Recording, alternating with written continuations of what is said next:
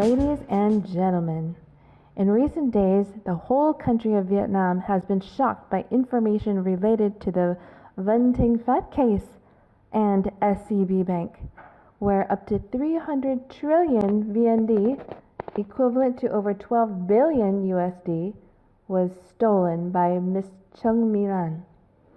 For some perspective, the total assets of the 5 richest people in Vietnam combined are about 11.8 billion US dollars.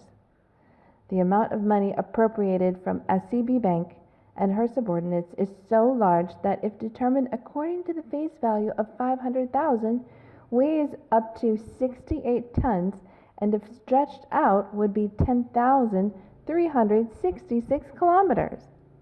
When we hear about this loss, it's so terrible and we can't imagine how much money it is to have been lost to her through this white-collar crime. In the Van Ting Phat case, many people have asked, why was Ms. Lan able to siphon off such a huge amount of money?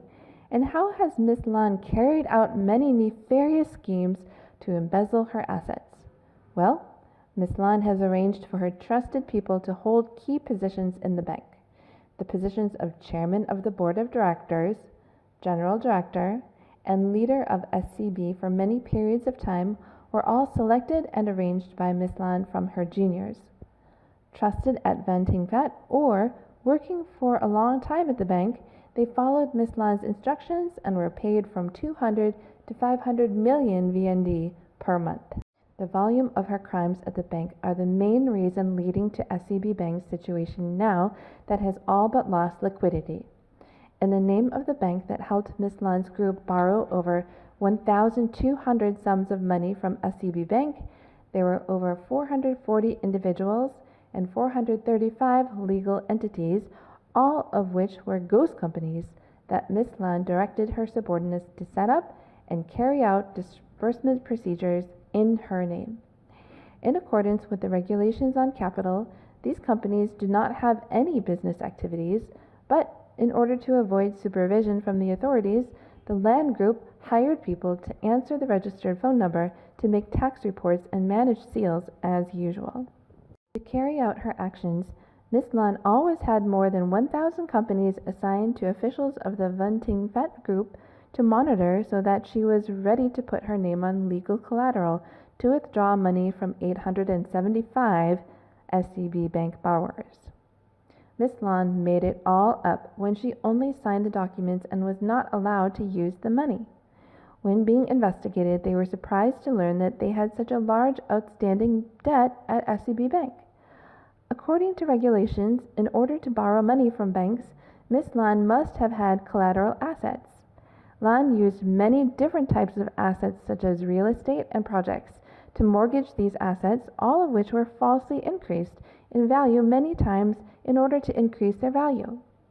The purpose of withdrawing a large amount of money was not only to withdraw SCB's money. Ms. Lan also directed to withdraw SCB Bank's assets by swapping and then withdrawing legally valuable collateral assets from the bank. The Vietnamese CO3 police alleged that in 1984, the loan of the Lan Group had 240 collateral assets for 430 loans that were swapped, including loans that had assets exchanged up to 12 times the value of the assets when put into position. The mortgage was valued on the books at 487 billion VND, but after being swapped, the value was only 351,000 billion VND. At the time of prosecuting the case, however, an independent valuation company determined the collateral assets which only had a total value of 108 billion VND, meaning that it was many times lower than the number on the books at SCB Bank. Not only did it postpone the exchange, it also directed the export of 67 high-value assets out of this SCB banking system. Part of that amount was transferred to the Van Ting Phat Group that owns the Show Resident building at the 66 Pho Duc Trinh in Hanoi. Accordingly, when in need of money, Ms. Lan directed bank leaders to coordinate with key officials at Van Ting to withdraw money in the form of disbursement for loan applications that were fraudulently prepared. In CB's disbursement process for her. Lan would withdraw money first and complete the documents after the money left the bank.